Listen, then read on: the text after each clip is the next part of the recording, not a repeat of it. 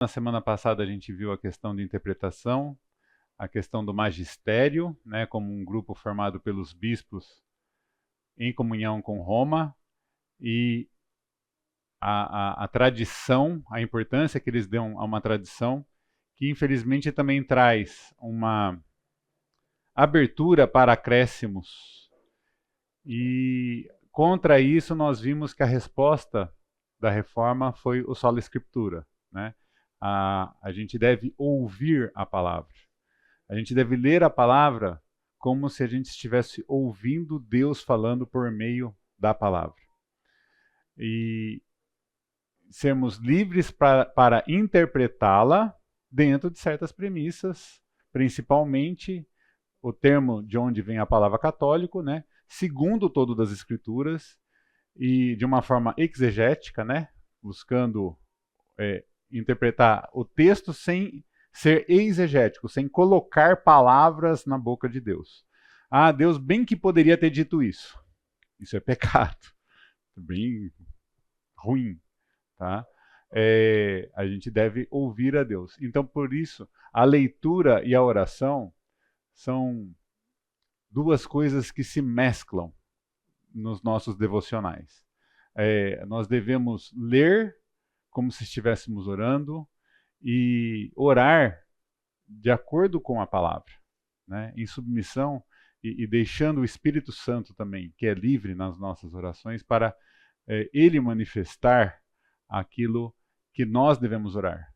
E muitas vezes o que a gente faz, eu faço, tá, gente? Eu não estou falando assim os outros fazem, eu faço.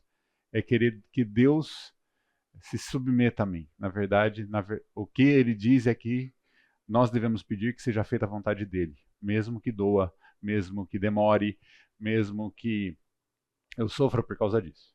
Tá bom? E hoje nós vamos falar de Deus, da teologia própria da Igreja Católica, muita coisa certa e algumas coisas erradas. E o problema da adoração, da idolatria, da veneração, que é uma palavra que eles tentam encaixar ali para falar que não é adorar, tá? Mas que na prática dá na mesma. Tá? Então, mais uma vez, e lembrando sempre, o objetivo desse curso é que a gente explore as principais diferenças entre o catolicismo e o ensino bíblico, compreendendo suas origens, doutrinas e práticas à luz das Escrituras. Aprender a abordar estas questões com sabedoria, respeito e amor, fortalecendo a sua fé, né? Porque semana passada alguém veio falar para mim, trago o amigo católico para a aula ou para o nosso encontro virtual. Eu falei assim, não, a gente aqui é tratado para levar, tá? Igreja é isso, tá, gente? Igreja é de dentro para fora. Então, a gente não traz a pessoa para cá, não. A gente deve ser trabalhado por Deus para levar. Ide e pregai, né? Não trazei. Não tá, em lugar nenhum está falando trazei. Trazei o amigo para a igreja que alguém dá um jeito nele, tá? Não. Que pena, né? Fortalecendo nossa fé, capacitando-se para diálogos edificantes sobre a verdade do Evangelho, né? E muitas vezes a abordagem que nos é feita é uma oportunidade. A gente tem que enxergar como uma oportunidade. A pessoa está abrindo uma porta. Então, falar assim, vamos pegar a Bíblia evangélica. Usa a Bíblia deles. É praticamente igual. O que importa é igual. Tenta não entrar muito em questões de argumentos e muitas vezes nós mesmos, entre nós, ficamos fazendo umas brigas bobas em assuntos que não são essenciais da fé, né? Então a gente deve buscar sabedoria, respeito e amor sempre que for lidar com qualquer pessoa, e aqui o curso é a respeito dos católicos. Teologia própria. Falar de Deus, da pessoa de Deus, né? Creio em um só Deus, Pai Todo-Poderoso, Criador do céu e da terra, e em Jesus Cristo, seu único Filho, nosso Senhor, que foi concebido pelo poder do Espírito Santo, nasceu da Virgem Maria, padeceu sob Pôncio Pilatos, foi crucificado, morto, ressuscitado, desceu à mansão dos mortos, ressuscitou ao terceiro dia, subiu aos céus. Eu acho que eu repeti uma palavra. E está sentado à destra do Pai, de onde há de vir para julgar os vivos e os mortos. Creio no Espírito Santo, na Santa Igreja Católica, na comunhão dos santos, na remissão dos pecados, na ressurreição da carne, na vida eterna. Amém. Amém. Isso é uma coisa que a gente falava na Igreja Católica numa forma que chama ladainha. É falar por falar, né? E quando eu tive 2 momentos na minha vida que são muito distintos, tá, gente? Quando eu era catequizado para a primeira comunhão, por volta dos 10 anos de idade, e principalmente para a crisma, por volta dos 15 anos, nos momentos de catequese eu percebi muito erro do catolicismo em relação à Bíblia. Principalmente em Mateus 6,6, quando fala do Pai Nosso, fala para a gente não repetir as orações e para não querer aparecer com as orações. Então, eu percebia muito erro. Eu via na família da minha mãe várias coisas que não concordavam com a Bíblia. Mas eu também via de pessoas católicas do entorno. E isso criou em mim, na adolescência, gente, adolescente vocês sabem como é, né? Cria na adolescência uma coisa assim, uma rebeldia, tanto que eu fui crismado de preto, porque eu fui crismado contra a minha vontade, foi só para atender os desejos da minha mãe, que existia uma promessa para um padrinho, amigo do meu pai, colega de faculdade do meu pai, que eu seria afilhado dele. Então, assim, era contra a minha vontade. Mas eu não estava 1 centímetro mais perto do céu naquela época, por quê? Porque eu conhecia os erros, mas eu não sabia a verdade do Evangelho. E isso aconteceu quando eu tinha 10, 15 anos. Depois eu conheci a Salete era catequista, a gente conviveu um tempo na Igreja Católica antes de vir para cá. João nasceu, tá aqui o João, tá? João nasceu, foi batizado na Igreja Católica e com 28 dias aproximadamente, 29 para ser, 29, né? Foi num domingo e a gente parou de ir lá. E um belo dia, logo em seguida, João estava com 2 anos, a gente começou a frequentar aqui. E foi nesse contexto que eu ouvi na casa do pastor Fernando o Evangelho. Não adianta conhecer os erros, não adianta convencer dos erros. Você precisa ouvir a verdade do Evangelho. Então não adianta convencer a pessoa de parar de adorar Maria, de não rezar pelos mortos, de não que não há necessidade, vamos tratar disso hoje, da intercessão pelos santos. Você só deve proclamar o Evangelho. O que acontece é que muitas vezes quando a pessoa pergunta, isso dá oportunidade de você, buscando responder à pessoa, aproveita, né, e fala do pecado que nós pecamos, eu também, né, e que nós carecemos da glória de Deus e que Jesus na cruz e na ressurreição já venceu a morte e já resolveu essa conta. E aí tem um curso de evangelismo que eu não vou fazer aqui para poder também instrumentalizar vocês a falar do evangelho, tá? E muita coisa está certa aqui. Eu vou falar de várias coisas certas e aí quando vier vai chegar um lugar, epa, aqui temos um problema, tá? E aí nós vamos lidar com isso. Unicidade. Deus é um só. A fé cristã confessa que há um só Deus, por natureza, por substância e por essência. Quem não estava nas outras 2 aulas, principalmente na primeira aula, esse aqui é o Catecismo da Igreja Católica. É um livro escrito pelo Bento XVI, quando ele ainda não sabia que viria a ser Papa, tá? Pelo Joseph Ratzinger. Existe essa distinção entre pessoas dentro do papado, né? O Papa, antes de virar Papa, continua sendo o Joseph Ratzinger, tá? Ele é investido do título de Bento XVI depois de ter escrito, em 94, esse livro. Então, toda vez que aparece sic, é uma citação do texto oficial da Igreja Católica. E aqui, essas palavras substância e essência, nós vamos trabalhar com ela mais tarde. Guardem isso, tá? É Aristóteles e Tomás de Aquino, né? É bom, né, ter o Juscelino aqui, professor de filosofia, para me ajudar nesses momentos de confirmar aquilo que eu falo com... A Israel, seu eleito, Deus revelou-se como único.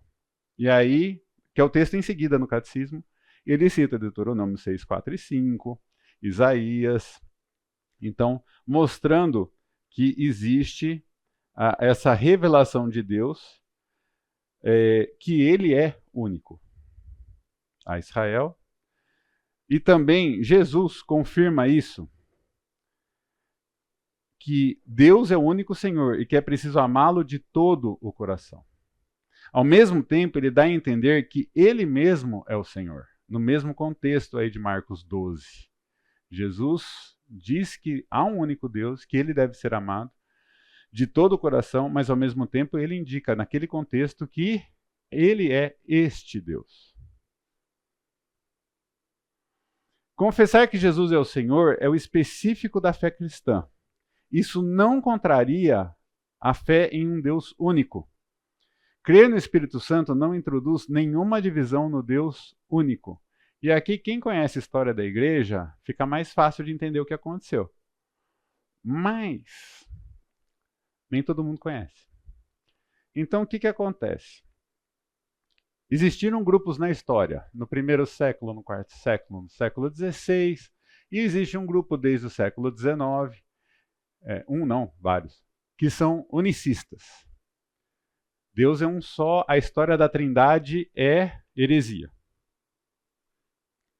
Um desses grupos são os Testemunhos de Jeová, tá? Mas existem igrejas que se dizem igrejas unicistas, tá? O que o católico está fazendo aqui é respondendo para alguns desses grupos que existiram ao longo da história, dizendo assim, não, vocês estão errados. E existiram vários, e não dá para entrar no mérito de cada um deles, mas dizendo assim, o Espírito Santo não é Deus. Tá? Ou Jesus só era Deus quando ele estava fazendo o papel de Deus. É separação de Jesus em duas naturezas. Jesus como homem e Jesus como Deus, como se ele não fosse um só. Essa é uma heresia que aconteceu no século IV, V, né? Principalmente no século V. Esse tipo de situação fez com que a igreja, ao longo do tempo, respondesse a essas pessoas. Então, na teologia própria, muito do que nós defendemos da Trindade e da unicidade da pessoa de Jesus como absolutamente Deus e absolutamente humano, e como ser humano muito melhor, vou falar infinitamente melhor, absolutamente melhor do que qualquer outro ser humano na Terra. Isso nós defendemos como os católicos defendem. A unicidade não deixa de ser Trindade e não faz com que também Jesus seja divisível ou que o Espírito Santo deixe de ser qualquer coisa assim. Tá? Então, é alguma coisa que nós comungamos, né, nós temos em comum com o catolicismo, é de defender uma doutrina da unidade e da Trindade e da pessoa de Cristo, que eu vou falar na semana que vem, que é conforme a Bíblia. E a gente deve usar isso a favor num contato com um católico, tá? Numa conversa com um católico. Deus é a verdade. Isso está também no catecismo, trabalhado numa forma mais extensa, e citando João 18:37, citando 1 João 5:20. Deus é amor, também citando a primeira carta de João. Ele vai lidar com várias coisas aqui. Eu estou só colocando como Deus é único nesse sentido. E é o sentido da essência. É o sentido, Deus Pai é amor, Jesus é amor, o Espírito Santo é amor. Então, nisso, eles são um amor. O Pai é a verdade, Jesus é verdade, a palavra de Deus é verdade, que é Jesus. O Espírito Santo é a verdade. Então, é um em essência. É preciso necessariamente que o Ser Supremo seja único, isto é, sem igual. Se Deus não for único, não é Deus. É Tertuliano, sendo citado no SIC, Tertuliano é um teólogo do século IV, se eu não me engano, terceiro para quarto. Na época da igreja primitiva, na época da igreja sob as perseguições do Império Romano, e é uma verdade. O Ser Supremo precisa ser único, senão não é supremo. Tá? E a Trindade? Quando eu falei de uma forma decorada o credo, eu falei, creio em Deus Pai, creio no Jesus Cristo, seu único Filho, creio no Espírito Santo. Os cristãos são batizados em nome do Pai, e do Filho, e do Espírito Santo, e não nos nomes destes três, pois só existe um Deus, o Pai Todo-Poderoso, seu único Filho e o Espírito Santo, a Santíssima Trindade. Gente, isso é o SIC. Se você for procurar a palavra Trindade na Bíblia, seja na nossa, seja na Bíblia Católica, você não vai encontrar. Trindade é um conceito teológico. Mas é um conceito teológico absolutamente correto. Eu vou passar para vocês, de vez em quando aqui, alguns dos versículos que dão sustentação para isso. Em outro contexto, em alguma outra aula, eu já dei praticamente todos, ou pelo menos a referência em livro de todos os textos do Antigo Testamento e do Novo Testamento que dão sustentação à doutrina da Trindade, mas a palavra a gente não encontra. Então, se alguém chega para você, normalmente não vai ser um católico, e fala assim, não, mas não tem a Trindade na Bíblia. Não, não tem mesmo. A palavra não. O conceito permeia de Gênesis 1 a Apocalipse. O conceito permeia. Nos Salmos, nos profetas, nos evangelhos, nas cartas, nós vamos encontrar. Não é porque não tem a palavra que ela está errada. Na verdade, é algo que foi sendo percebido. Tá bom? A Trindade, a gente precisa pensar nela como um que são três. Não deixam de ser três porque são um, não deixa de ser um porque são três. Aí entra um esquema que eu já vi alguma coisa desse tipo. Deus é Pai, né? Filho. Na verdade é o contrário, né? O Pai é Deus. Vamos lá. Vamos fazer direitinho para não fazer besteira e criar heresia.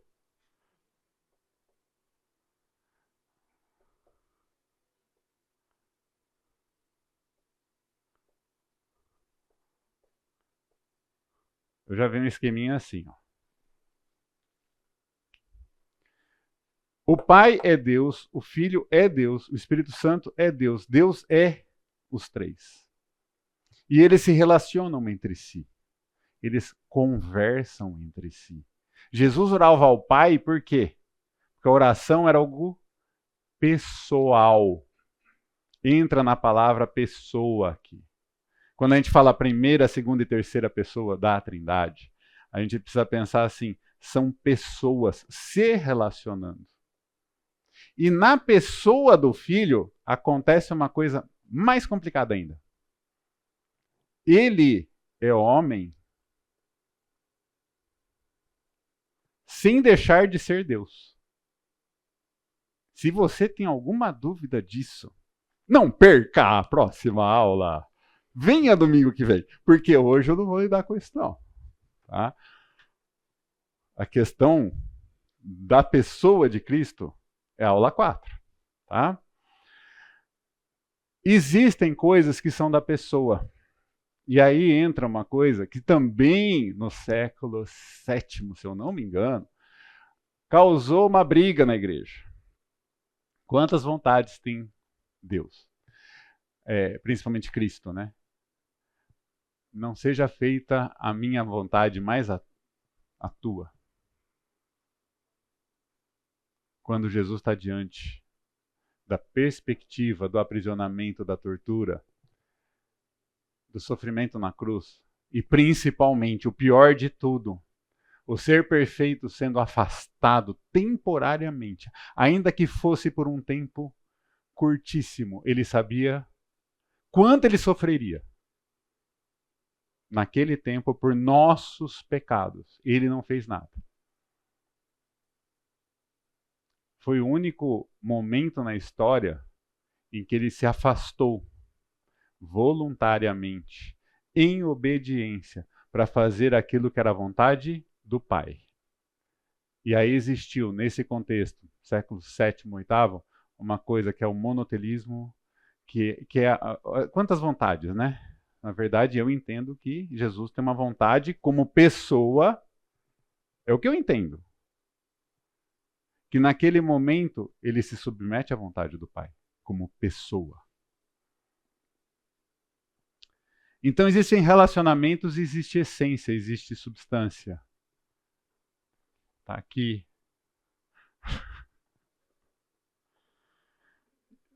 E os textos bíblicos que a gente tem para justificar isso, e aí eu falo para vocês, anotem, copiem, leiam depois.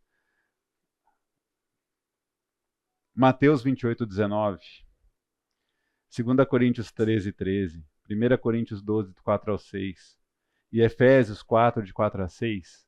São textos que estão na Bíblia católica, estão no Catecismo da Igreja Católica, no livro oficial da teologia do catolicismo do final do século XX, que a gente pode usar como uma forma de se aproximar. Nós pensamos assim também. Se você tem dúvida a respeito disso, estude você antes de conversar com o católico, porque muitas vezes ele vai dar um baile em você se tem contato com catequista, com gente, conversa muito com o padre, muitas vezes ele está pronto. E muitas vezes ele vai se converter e vai continuar lá e você vai achar que você errou alguma coisa. A gente não errou, não, tá? A conversão é uma coisa dele com Deus. A igreja que ele vai continuar frequentando ou vai mudar não é problema seu. Eu também tive que passar por isso. De pensar assim, eu tenho que trazer esse irmão para a fonte.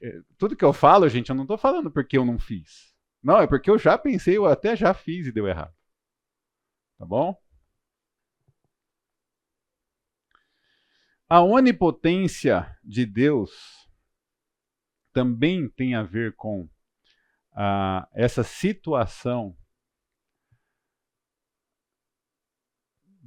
Eles concordam conosco. É mais um ponto que a gente deve pensar. Chamar Deus de Todo-Poderoso é algo que tanto os judeus quanto os católicos, como nós, fazemos. Dizer que Deus é Todo-Poderoso, dizer que existe uma misericórdia. Deus não dá para nós o castigo que nós merecemos. Ele não dá. E isso é algo que eles entendem. Tem coisas que são feitas erradas que a gente precisa trabalhar com eles, mas isso não. A misericórdia não é um problema. Talvez a graça, talvez entender o presente, mas a misericórdia não. E nesse sentido também é defendido, e aqui eu coloquei resumido, que o sofrimento e o mal, eles não surgem. A gente tem um problema, principalmente com ateus e agnósticos, o problema do mal. Como lidar com isso quando vai falar com uma pessoa sem religião. Mas eles entendem aqui que o sofrimento é algo que acontece na nossa vida para colocar a nossa fé à prova. Tem um texto em 1 Coríntios 10, alguma coisinha, alguém pode abrir para a gente ver direitinho? Acho que é 10, 13. Não veio nenhuma aflição ou alguma coisa assim. Eu quero o texto certo porque eu não quero falar errado aqui, parafraseando. É 10:13, né? 1 Coríntios 10:13 fala o quê, João? Não veio sobre vós tentação senão humana, mas fiel é Deus que vos não deixará tentar acima do que podeis. Antes, com a tentação dará também o escape, para que possais suportar. Então, assim, da mesma forma que a tentação vem, e isso é humano, Deus nos provê com uma forma de suportar e superar esse tipo de problema. Então, é para colocar nossa fé à prova. Aí, um texto em Tiago, que muitas vezes o Lutero tinha uns probleminhas com a presença do livro de Tiago na Bíblia, tá? Não só Tiago, mas principalmente. Que Tiago fala isso, né? Que a gente não é tentado por Deus. Não, não mesmo. Mas Deus permite que nós sejamos tentados para que a nossa fé seja colocada em prova. Deus permite que nós sejamos vítimas do pecado alheio. E aí entra uma coisa muito complicada de fazer, que no fundo a gente quer não fazer, que chama perdão. A gente tem uma dificuldade com a nossa natureza pecaminosa de perdoar os outros. Então alguém, e isso acontece o tempo inteiro, alguém chega e pisa no nosso calo, né? Para não falar um pecado específico qualquer. E aí, o que vem pra gente? Ah, você tem que perdoar. Mas perdoar não é fácil. E perdoar não é assim, ah, deixa pra lá. Eu já tive que lidar com o perdão de uma pessoa com quem eu nunca mais tive relacionamento. Porque o que essa pessoa tinha feito pra mim me prejudicava no meu relacionamento com Deus, na época da minha conversão. Eu nem sabia se essa pessoa estava viva ou não.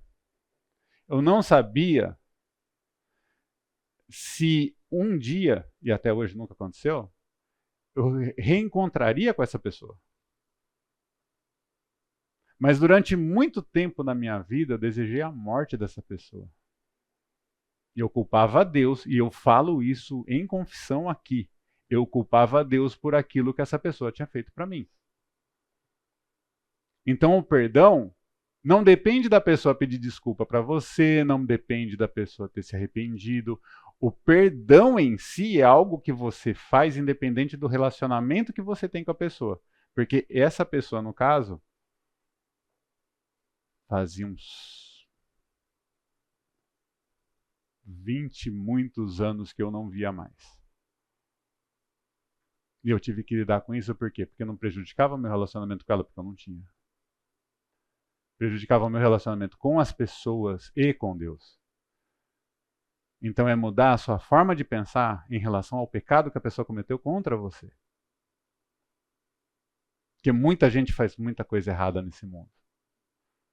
E a gente tem que lidar com isso. Nós não transformamos o mundo tentando fazer as pessoas obedecer à lei. Deus transforma o mundo colocando-nos em oportunidades de pregar a mensagem do Evangelho para que as pessoas sejam transformadas. E ainda que continuem sendo pecadoras, neste mundo, sejam usadas por Ele também neste propósito. E isso é uma palavra que muitas vezes é dura. Toda vez que você quiser bancar o legalista, abre lá Gálatas 3:1. Ó Gálatas insensatos! Quem prega a lei para os outros e não fala do evangelho está errado, é insensato. A lei é para ser cumprida por cada um de nós, a lei de Cristo. E ainda assim nós vamos errar. E é esse papel de pecador que a gente tem que ter na nossa mente e falar, manifestar para o outro quando vai falar do evangelho. Você não pode se achar perfeito. Tem muita gente que está aí na mídia que você coloca de perfeito e de vítima. Muita gente. Quando na verdade o nosso papel é falar de Cristo. E tem gente que tem muita oportunidade de falar de Cristo e não fala. fala de si, fala de coisas que não tem nada a ver com Cristo, se deixa usar pelo diabo para impedir que outras pessoas cheguem a Cristo. Então faz parte, nesse sentido, é que aparece aqui não é arbitrário. Deus não nos castiga quando acontece alguma coisa em nossas vidas que é sofrimento, não é castigo nesse sentido de que assim, o Guilherme fez tal coisa, não é isso. O sofrimento aparece para que a gente possa lidar com a situação, com a pessoa, com a gente mesmo, quando é a gente que está errado, de chegar e reconhecer, errei feio. Só que tem vezes que a gente nem consegue ter acesso a outra pessoa para pedir perdão. Ou a pessoa não quer. Mas a gente tem que lidar com isso. Tá bom? Alguma dúvida? Alguma insegurança? Como diz o Elcio quando dá aula? Trauma de infância? Tudo bem. Aqui ainda nós estamos indo bem, tá, gente? Tá começando a chegar no ponto que vai dar problema, tá? Adoração. A adoração é o primeiro ato da virtude da religião. Isso está no SIC, tá? Adorar a Deus é reconhecê-lo como Deus, como Criador e o Salvador, o Senhor e dono de tudo que existe, o amor infinito e misericordioso. Adorarás o Senhor teu Deus e só a Ele prestarás culto. Tá em Lucas 4:8, na boca de Jesus, citando Deuteronômio 6:13 e tá no SIC. Olha que bonito. Né? E muitas vezes a gente vai ver assim, pô, tá tão legal. Gente, eu já vi. Faz tempo que eu não faço, tá? Mas às vezes eu ficava assistindo coisas assim, algumas TVs que tem católicas disponíveis. Aí eu vi assim, o padre falando, ele tava falando tão bem, tão bem, tão bem, tão bem. Aí quando vê, sabe aquela coisa assim, isso tá errado. Que pena, né? E é isso aqui que muitas vezes a gente tem que lidar. Falam corretamente da Trindade, falam corretamente da absoluta divindade e humanidade de Jesus. A teologia, nessa parte, não é um problema. Até mesmo nesse texto aqui, não há problema. A adoração é isso mesmo. Adorar, né, quem lidera o louvor lá na frente, e quem canta, e quem toca, e eu que já fiz teatro lá, eu não estou fazendo para o público. Né? Seja dirigindo, ou seja atuando no teatro, seja cantando louvor, tocando um instrumento, dirigindo coinonia, dando aula aqui. A adoração não é a música e não é o espetáculo. Não é a aula, mas é o que vai no coração da gente quando está fazendo isso. Então é uma virtude. A gente tem um pouco de... Eu vejo muito isso nos evangélicos, né? Um probleminha com a palavra religião. Mas é um problema de vocabulário, muitas vezes, né? De entendimento do significado da palavra. O que significa? Como eu já tratei na primeira aula. O que significa comunhão, bênção, graça para o católico e para nós? Aqui também a palavra religião. O que significa para nós? O que significa para os ateus militantes? Né? O que significa para aqueles que não são propriamente ateus militantes, mas são agnósticos, que apresentam alguma dificuldade para a gente também lidar com eles. E aqui, até aqui tudo bem. Né? Aí vamos para o próximo. Adorar a Deus é, no respeito e na submissão absoluta, reconhecer o nada da criatura. Eu não mereço. Eu não mereço estar vivo hoje. Eu não mereço ter acordado hoje. Isso é misericórdia de Deus. Semana passada, Fernando usou esse texto de Lamentações, 3:20 a 23, né? São as misericórdias de Deus que nos faz acordar. E essas misericórdias são para todos, crentes e descrentes. É pela misericórdia dele que eu acordo. E um dia eu não vou acordar mais. E quem ficar vai ter que lidar com isso. Como eu já tive que lidar com algumas pessoas que eu amo muito, que já foram.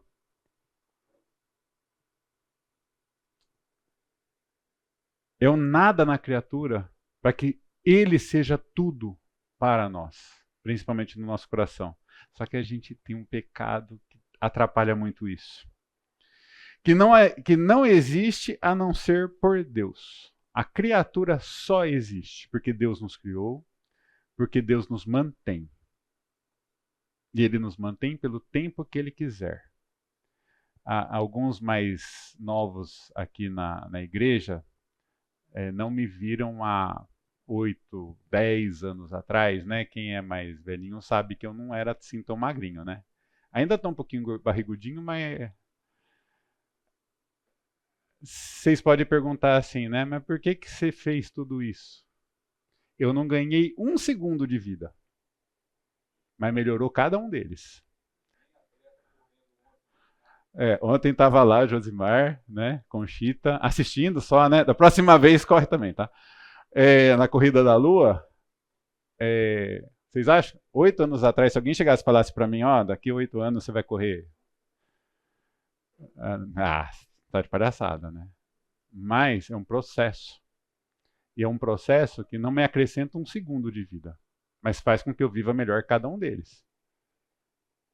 E aí quando você fica meio arrogante, meio soberbo assim, aí acontecem certas coisas na vida, que é cair de bicicleta, por exemplo, que é para dar né? 2 fraturas, ainda sofrendo com isso. Aprendi muito. Podia ter ido, gente. Eu tenho noção que eu podia ter ido aquela hora. Então é Deus que nos faz viver isso. Ele cita aqui Maria no Magnificat. Para quem não sabe o que é o Magnificat, é aquele texto que Maria fala em Lucas 1, 46 até 50, qualquer coisa. Alguém olha para mim só para falar certinho os versículos. Mas é a oração de Maria. É ela que está falando ali, citando salmos e textos do Antigo Testamento. Eu vou tratar mais disso na semana que vem, porque aí eu vou falar de Cristo e vou falar dela.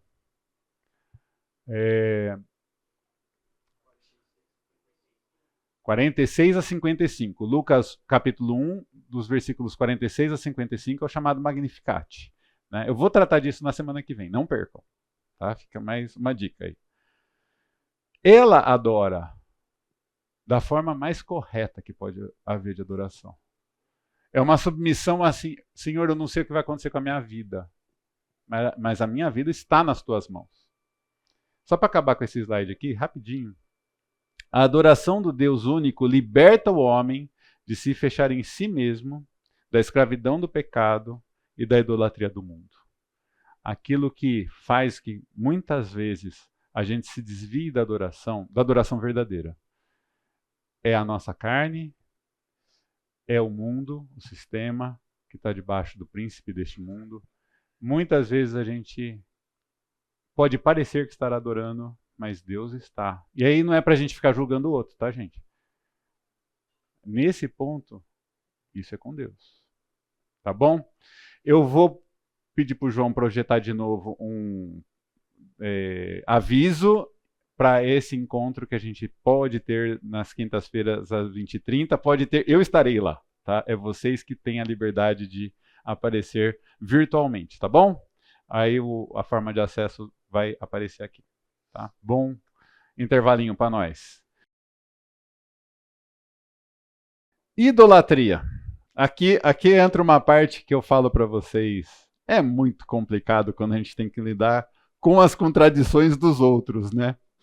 Porque tem hora que fala uma coisa e tem hora que contradiz o que está escrito em outro lugar. Esse é o problema para nós. O primeiro mandamento condena o politeísmo. Exige que o homem não acredite em outros deuses afora Deus, que não venere outras divindades afora a única. A Escritura lembra constantemente esta rejeição de ídolos. Gente, ídolo é uma palavra para imagem, tá? Para aparência, imagem. E nós somos idólatras. Vou falar assim, todos nós aqui nessa sala somos idólatras. Se você não concorda comigo, você tem um problema, não sou eu. A gente idolatra. Seja o time de futebol, seja alguma coisa como um carro, como uma casa, tá? Uma pessoa, a família como um todo, né? Então, assim, nós temos esse problema da idolatria. Todos nós, tá? E aqui usa a palavra não venere outras divindades afora a única. E aí a gente olha assim, mas pô, mas não é compatível com o que é a prática dos católicos em relação a certas coisas. E, mais uma vez, eu já dei aula de história da igreja, então eu falo alguns exemplos porque tem a ver com contextos históricos. O islamismo tratou os judeus como monoteístas, mas tratou os católicos como politeístas, como adoradores de muitos deuses. Então eles tinham com os judeus uma tolerância maior do que com cristãos, principalmente aqueles grupos cristãos que tinham adoração de imagens. Então esse é um problema lá do século VIII, IX, que quando acontece a expansão do islamismo, né, entre o ano 632, século VII, até 735, mais ou menos, como que os cristãos e como que os judeus eram tratados, e os pagãos também, dentro dos territórios ocupados pelo islamismo na época. Um outro problema que existe é com relação à Igreja Ortodoxa grega. E aqui é só uma coisa super leve assim. O ortodoxo também tem imagens que eles chamam de ícones. Só que são imagens pictóricas, né, pinturas ou vitrais, enquanto que os católicos têm as esculturas. E vem muito do culto que existia em Roma na época de Constantino, anterior a ele, do culto dos antepassados com base em esculturas, enquanto que o povo grego era mais visual na base da pintura. E a gente até pode pensar assim, mas é errado a gente fazer a pintura de qualquer coisa? Tem judeu ortodoxo, ou até muçulmano também, que acha, ou até alguns grupos animistas, que aí são de outras religiões, que proíbem o registro, tirar fotografia, porque acha que isso já vira uma idolatria, ou que possa, por outro lado, mexer com a alma da pessoa. Tá? Isso no caso dos animistas. Então, existem problemas que têm a ver historicamente com... E é por isso que usa aqui a palavra politeísmo. Né? Existe um politeísmo que naquele contexto havia muito problema com imagens, mas ao mesmo tempo houve no catolicismo, nos seus primeiros séculos, um sincretismo, né, uma mistura com a religião romana, com o politeísmo romano, que foi vergonha para os cristãos conquistados pelos islâmicos lá no século VII, 7º e 8º. A idolatria não diz respeito somente aos falsos cultos do paganismo. Ela é uma tentação constante da fé. Consiste em divinizar o que não é Deus. Perfeito. Gente, eu já vi, infelizmente, gente nessa igreja adorar o genro.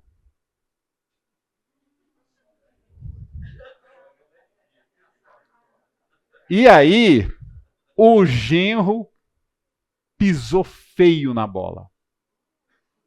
Tá? Já vi. Para tristeza da igreja. Tá? Da igreja eu não estou falando da igreja fonte, não, tá? Da igreja. Certo? Eu não vou falar nomes, mas talvez seja até mais do que um. Eu estou pensando em um caso específico, mas existem alguns. Né? Mas a gente pode idolatrar qualquer coisa. Quando você coloca, fulano é perfeito. Não é, tá? E quando a pessoa se faz também está errada. Nós não somos perfeitos, nossas famílias não são perfeitas. Nossa igreja não é perfeita. O Guilherme falou isso, está gravado. Não é perfeita, né? Nossa igreja tem suas qualidades e alguns problemas. Nós temos que lidar com isso. E um dos grandes problemas que nós temos é divinizar o que não é Deus. Em qualquer sentido.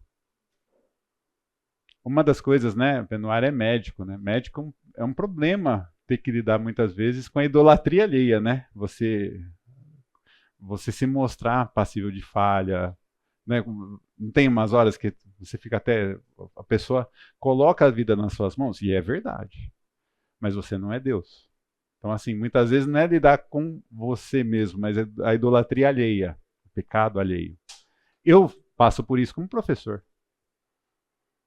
Se ele está ensinando isso, ele sabe tudo. Gente, tem um monte de coisa que eu chego e falo assim, semana que vem eu respondo. Seja aqui ou seja no colégio que eu dou aula. Eu tenho que lidar com isso. Lidar com idolatrias também.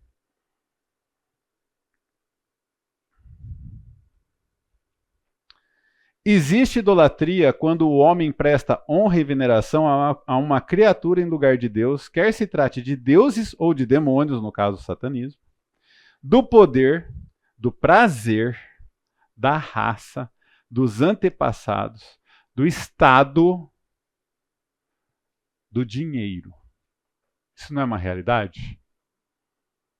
Cada uma dessas coisas, em maior ou menor grau, por nós mesmos, por pessoas que conhecemos, por sistemas, partidos políticos,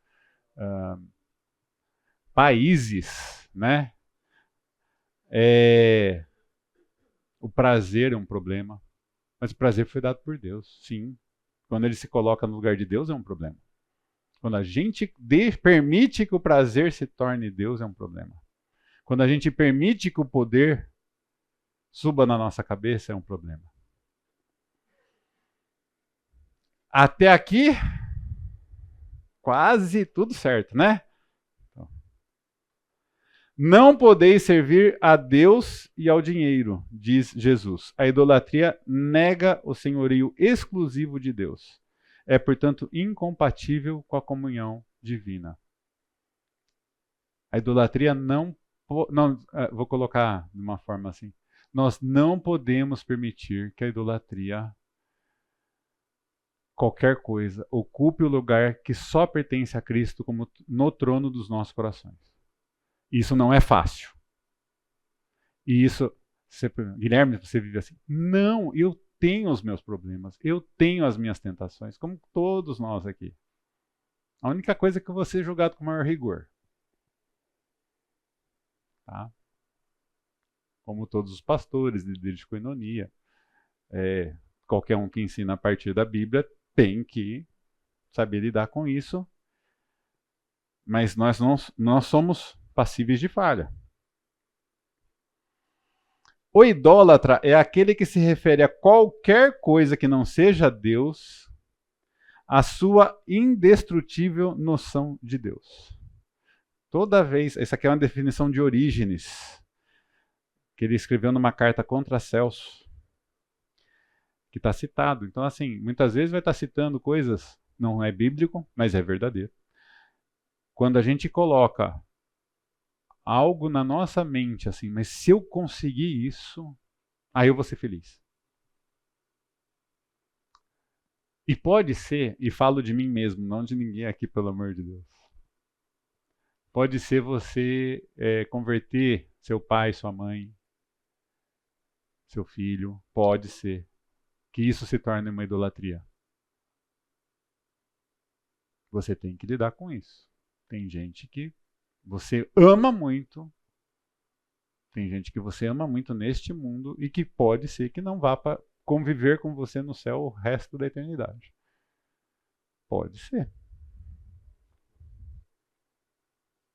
Não farás para ti imagem esculpida de nada.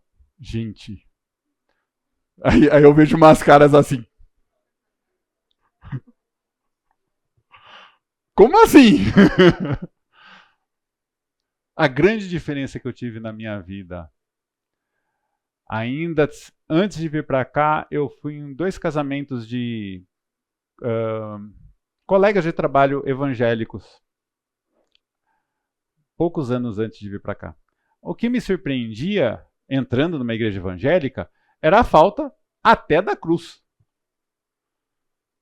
Não era a falta de esculturas, eu até entendia, mas a falta até mesmo da cruz. Eu olhava assim, ué, cadê a cruz? Só depois eu fui entender que até isso tem um certo propósito.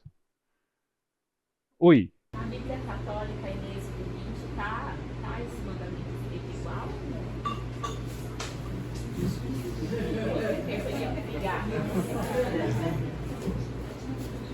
É assim que funciona, tá?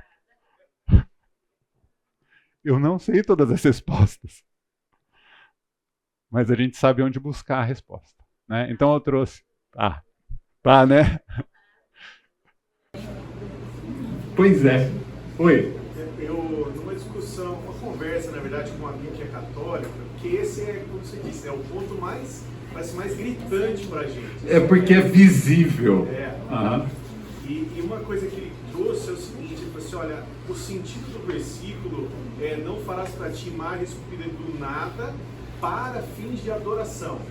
E ele entende, né, pelo menos foi o que ele coloca, é que não há adoração a essas imagens, sendo que na prática não é isso que a gente enxerga. Sim. Mas também nós não temos autoridade para julgar a intenção de coração, né? Então, mas assim, alguns católicos, né, eles argumentam nesse sentido, de que existe uma imagem como se é uma foto de um filho, de um parente, mas não há intenção de adoração. É complexo, né? Só para lembrar, é só para... É perfeito isso. Mas assim, no final... Isso. Só para resumir o que o irmão falou aqui, para quem está assistindo depois, esse versículo é dado como não farás para ti imagem esculpida de nada, mas tratando em relação a uma possível idolatria dessa coisa. Sim, é isso mesmo. E, na verdade, tem um programa antigo, eu não vou falar o nome, porque é um programa que ainda passa na TV de vez em quando. E assim, eu não quero fazer propaganda de um programa que não é... Mas nesse programa tinha um personagem que falava dar um somebody love. Quem é velho vai entender do que eu estou falando. A partir daqui é o somebody love, tá? Eu tenho que dar um jeito, tá? De compatibilizar a escritura, a interpretação com a prática. Eu tenho que dar um jeito. Por quê? Porque é o problema que eu tive naquele contexto da minha pré-adolescência e adolescência. De você ver no texto das Escrituras, o meu problema foi principalmente com Mateus 6, tá? Mateus, o contexto do Pai Nosso fala de não orar querendo aparecer e repetições, né? Isso não era compatível com uma prática que eu via na casa da minha avó. Mas não é só isso. E aí você tem que dar um jeitinho, acomodar. E é isso que a gente vai ver agora. Porque tá no SIC, aí você olha, até aqui tá. Mas não bate. Aí eu vejo umas caras de vocês assim que me chamam, né? Pô, peraí.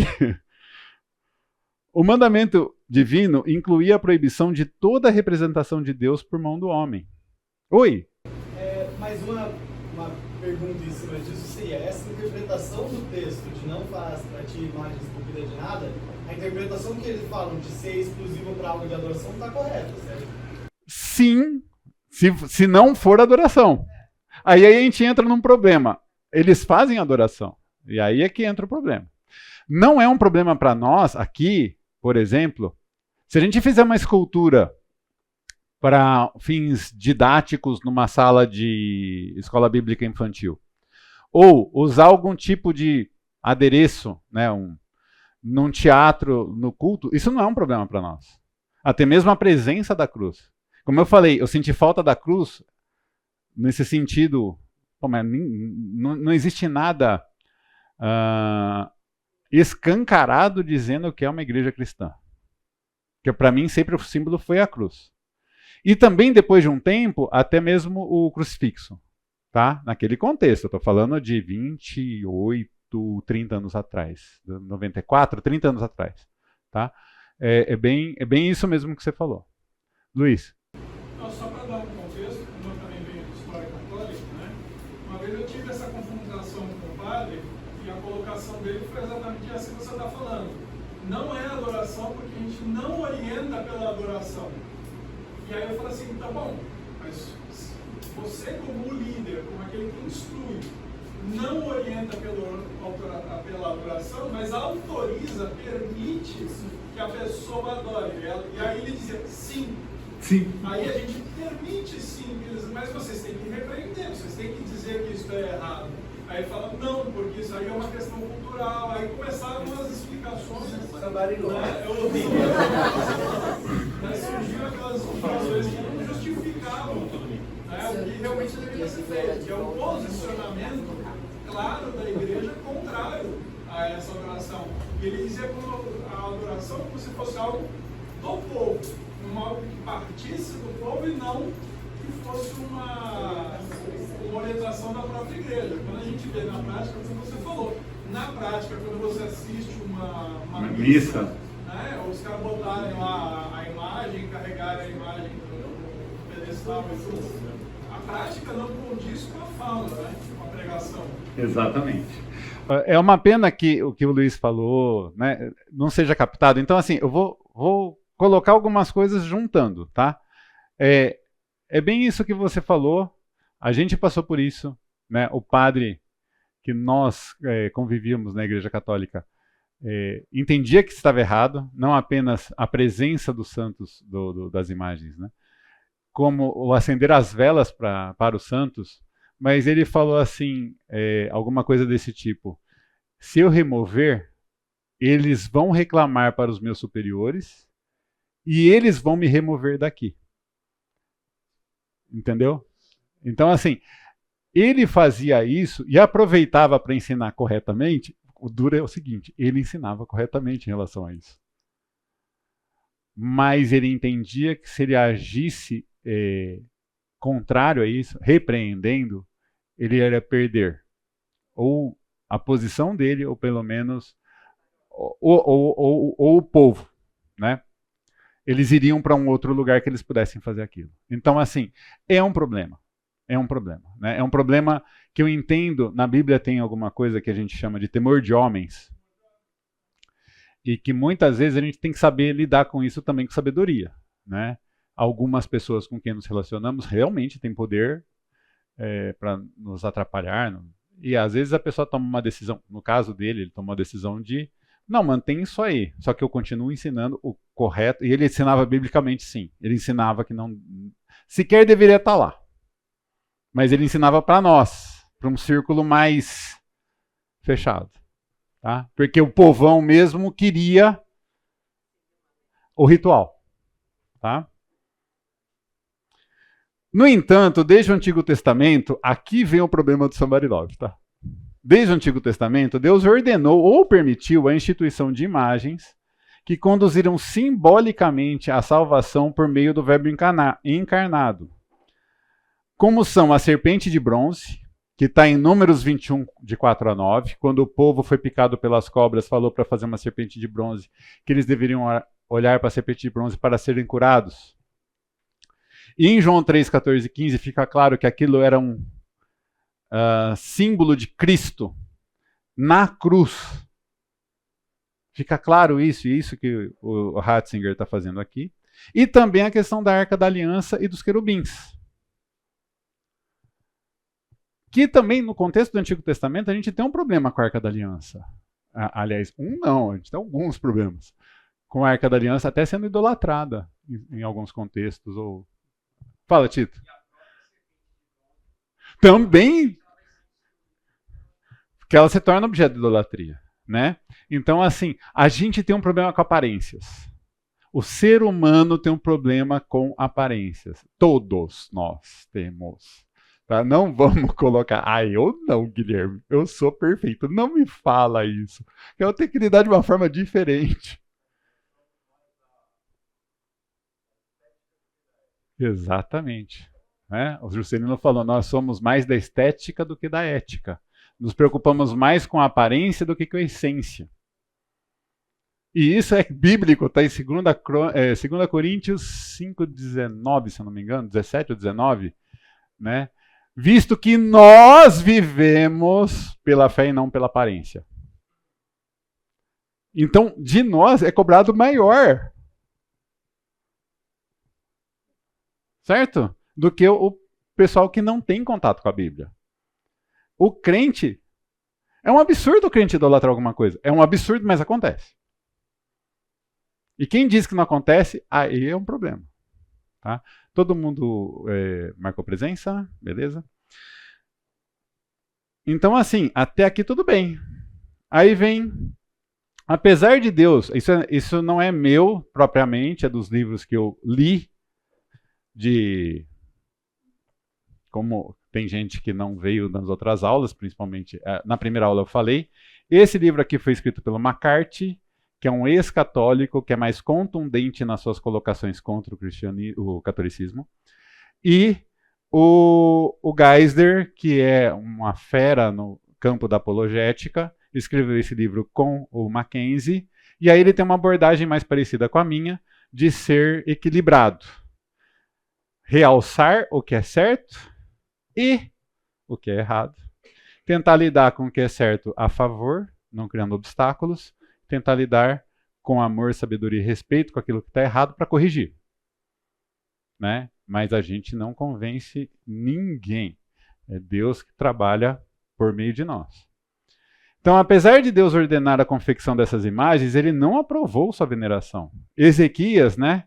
Ele despedaçou a serpente de bronze que Moisés tinha feito, porque os israelitas tinham até queimado incenso diante dela e a chamavam de Nehustã. Isso está em 2 Reis 18, 4. E eu coloquei aqui o texto de acordo com a Ave Maria, que é uma das Bíblias, que é a que eu mais usei, que é essa aqui, a edição claretiana, que muitas vezes é chamada de Ave Maria, que era a que eu usava no meu período de catequese, da primeira comunhão, com os 10 anos, da crisma, com os 15 anos, era dessa versão aqui. Aprovado por Deus, combateu a idolatria. Destruiu os lugares altos, quebrou as estelas e cortou os ídolos de pau. Né? João foi repreendido pelo anjo ao se ajoelhar perante ele. João, gente, discípulo amado. Tem umas pessoas na Bíblia que a gente fala, esse não pode ter errado. João não. João Batista, não. Até eu falo muito de Elias, tá? Porque eu passei por isso também. Elias fez o que... fez não. Se submeteu a Deus e foi profeta, falou o que falou e as coisas aconteceram. Só que ele viu que Jezabel ainda estava lá. E não no tempo dele, Elias. Mas no tempo de Deus, Deus permitiu que Jezabel continuasse por algum tempo. Jezabel fez bu e ele atravessou o reino inteiro, do norte, do sul, foi até o Sinai, deprimido. Tá? E muitas vezes é isso que acontece na nossa vida. Eu falo que aconteceu na minha. De você falar assim, não aguento. Eu não aguento, eu preciso de um tempo. E Deus colocou o anjo para servi-lo nesse meio tempo. Que embora ele tenha visto, e gente, muitas vezes acontece conosco, a gente vê as libertações, os sucessos que Deus nos dá porque Ele quer dar, não porque nós mereçamos. E aí chega uma hora, a gente se coloca de frente com alguma dificuldade e a gente percebe, cadê Deus nesse momento? Só que o tempo dele é diferente do meu. E aí você precisa, muitas vezes, vocês podem perguntar, né? Mas Guilherme, você dava aula até tanto tempo atrás, eu fiquei um tempo sem dar aula, certo? Foi por isso. Tem coisas que a gente precisa reconhecer os nossos limites. Tem hora que a gente não vai dar conta. Tem hora que a gente precisa entender o propósito de Deus na nossa vida, que a gente é usado. E, gente, eu não fico me preparando para essa aula assim, não. Eu preparei esse curso faz muito tempo. É também deixar que Deus, por meio do Espírito Santo, vá trabalhando nessa aula, com as perguntas de vocês, com os testemunhos de vocês. Porque eu não gosto da palestra. Eu gosto da aula. Tem professor ótimo que dá palestra, tudo bem, eu dou aula. Eu gosto que perguntem, que não se envergonhem, que falem. Tá bom? Fundamentado no mistério do Verbo encarnado, o Sétimo Concílio Ecumênico em Niceia justificou contra os iconoclastas o culto dos ícones. Aqui é que vem o contexto de uma briga que existiu entre os católicos romanos e os ortodoxos gregos em torno das estátuas e das pinturas. Os ortodoxos não condenavam as pinturas, mas eles condenavam as estátuas. E por isso são chamados de iconoclastas aqui. E foi um contexto em que a igreja começou um racha que virou o cisma lá em 1054, da divisão mesmo da igreja católica romana e da ortodoxa grega. Ícones de Cristo e os da Mãe de Deus. Aqui lidaremos com isso também na próxima aula, não percam. Maria é a mãe de Jesus, nesse sentido é mãe de Deus, mas ela não é Deus a mãe. Tá? Isso é um problema de ordem. Dos anjos e de todos os santos. Ao se encarnar, o Filho de Deus inaugurou uma nova economia das imagens, uma dispensação das imagens, uma mordomia. É muito estranho isso para mim, tá? Mas eu convivi com isso tudo. E é bem, né, esse testemunho, como o Luiz falou, na paróquia que ele frequentava, como aconteceu com a nossa, o padre sabia o certo, mas não pôde tratar deste problema, porque realmente a religiosidade popular é um problema. O culto cristão das imagens não é contrário ao primeiro mandamento, que proíbe os ídolos. Ai, meu Deus! A honra prestada a uma imagem se dirige ao modelo original. Isso é o que está no... Aí começa a Bariloche, tá? Quem venera uma imagem, venera a pessoa que está nela pintada. Mas se está venerando a pessoa, já não está adorando a Deus. Isso é SIC. É o mesmo livro amarelo. É o mesmo, tá? Tá no SIC, gente. Aí você fica assim, mas peraí, estava tudo indo tão bem. Veneração respeitosa e não uma adoração que só compete a Deus. Aí vem um problema. Entendemos como sinônimas. Eu entendo. Ah, mas venerar vem da palavra Vênus, né? Que é uma estrela, mas que é uma deusa no contexto do paganismo romano. Né? Pois é. E assim, é só para justificar uma coisa que não se quer confrontar, né?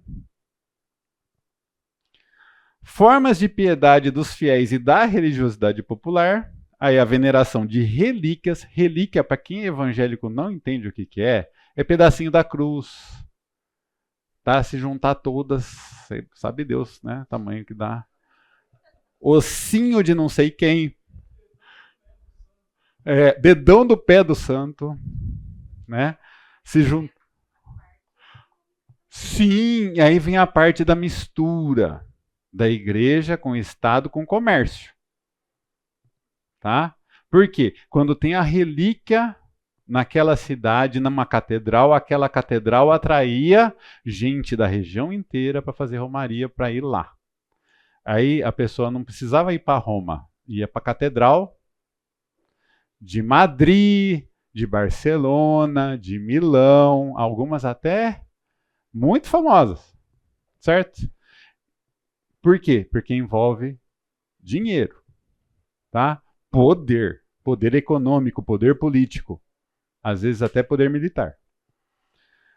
Visitas a santuários, peregrinações, procissões, via sacra, danças religiosas, o rosário. Rosário é o que muitas vezes o pessoal fala terço, tá? Mas terço é um terço. É dividir as contas do rosário em 3. Porque quando se reza, pode até rezar o rosário todo, mas aí é um desespero, tá, gente? O normal é só um terço. As medalhas, tudo isso é vendido. Fala. Eu sei que é de 94. Ai, meu Deus, essa pergunta. A pergunta dela é ótima, né? O catecismo é de 94, mas e antes? Antes não quer dizer que não era assim. Na verdade, é uma síntese, né, histórica, histórica, teológica e prática de tudo aquilo que aconteceu ao longo de 20 séculos. Não é uma coisa que ele inventou. Isso é sintetizar. E aí que entra o ponto. Antes disso, em documentos diferentes, o que o Ratzinger fez nesse contexto é uma compilação, não é uma legislação. É que como de referência, ele vai lógico, ele só está assim, documentando que já acontecia, mas não, ele foi extraindo de várias... E puxando referências da Bíblia, quando é correto, às vezes quando não é, distorcendo, mas puxando referências de teólogos que são humanos como nós, sujeitos aos nossos mesmos erros, né? Então, assim, excelente sua pergunta, mas é isso, não é uma coisa nova, mas é uma compilação de uma história. Isso tudo é vendido, tá? Todas essas coisas. Rosário, a missa. Oi? Vende a missa, tá? Vende a missa. Você paga lá, vamos dizer, R$50 para que seja dito o nome da pessoa num certo pedaço da missa que faz parte, né? Você paga por isso. Venerando a memória dos santos, esperamos fazer parte da sociedade deles. Gente, isso é péssimo. Isso é aprisionador. Porque é como se a gente colocasse algumas coisas como obstáculo para nós nos achegarmos a Deus. Nós, às vezes, fazemos isso dentro do contexto evangélico, falando assim, não, essa oração um pastor tem que fazer. Não. Nós temos acesso. Certo? Nós temos acesso. Isso é o que eu via muitas vezes no catolicismo, que às vezes eu vejo alguém falando assim, eu não... Ore. Não temos intercessor. Seja o santo morto do passado, seja o padre agora ou o pastor, é para nós. E aqui colocar assim, esperamos fazer parte da sociedade deles, entra uma coisa que eu vou falar, 5º, 6º e 7º domingos do curso. O nosso relacionamento com Deus no catolicismo é mediado por sacramentos, por rituais. Então, é verdade isso na cabeça deles, porque pode se perder a salvação. Não há uma garantia ou segurança da salvação, que é uma coisa que nós temos. E aí nós temos que lidar com isso. Tá? Então, aqui é um ponto que começa a complicar. As testemunhas que nos precederam no reino, especialmente as que a igreja reconhece como santos, participam da tradição viva da oração pelo exemplo modelar de sua vida, pela transmissão de seus escritos e por sua oração hoje.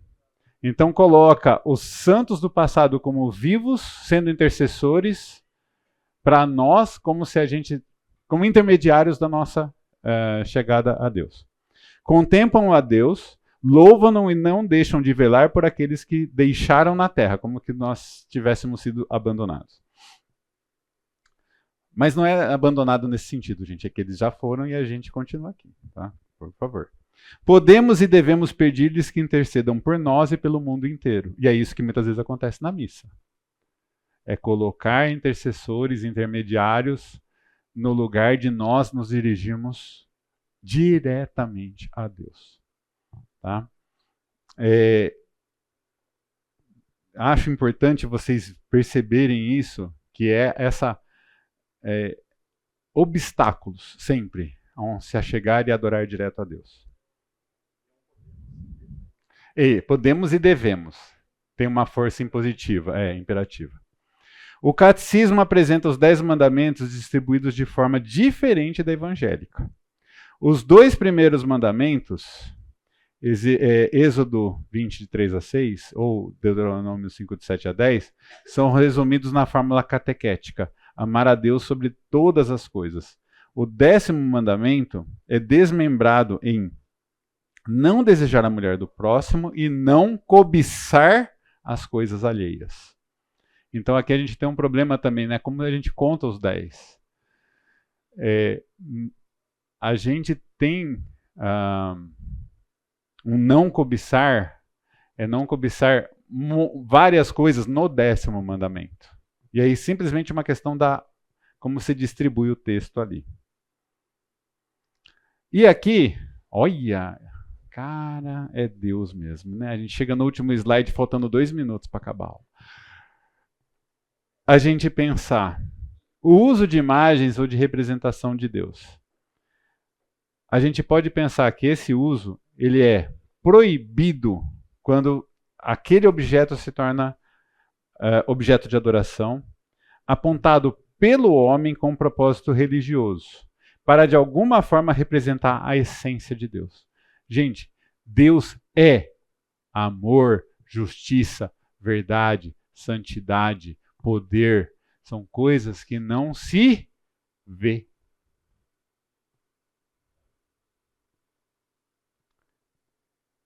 E aqui é proibido. A gente não pode fazer uso de objetos assim. Mas ele pode ser permitido, e aqui entra aquele contraponto a quem é ortodoxo ou fundamentalista, assim, fanático, de falar assim, não pode nenhuma figura não ser objeto de adoração, muitas vezes quando é apontado por Deus, como é o caso da Neustan. A cruz mesmo, eu falo da cruz porque, gente, Jesus foi morto na cruz, né? Então, ter a cruz não é um problema. O problema é o propósito que a cruz está lá. E rapidamente aqui, um testemunho meu. Eu olhava para aquele Jesus pendurado na cruz na missa, e eu olhava assim, coitadinho dele. Como deixaram que fizesse isso com ele? Eu fazia isso, tá? Eu fazia isso. Ainda bem que fizeram isso com ele. E mais, digo mais, foi porque Deus quis. Só que, spoilerzinho rápido de alguma aula lá na frente. Eles focam no Cristo morto.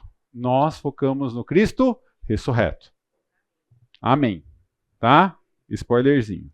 Então, pode servir para propósitos educacionais ou ornamentais. Qualquer figura que sirva para a gente como um ornamento ou para educação. E para afirmar verdade a respeito de Cristo na Terra. Jesus foi e sempre será um homem que nasceu, viveu, morreu e ressuscitou, certo? E é homem hoje.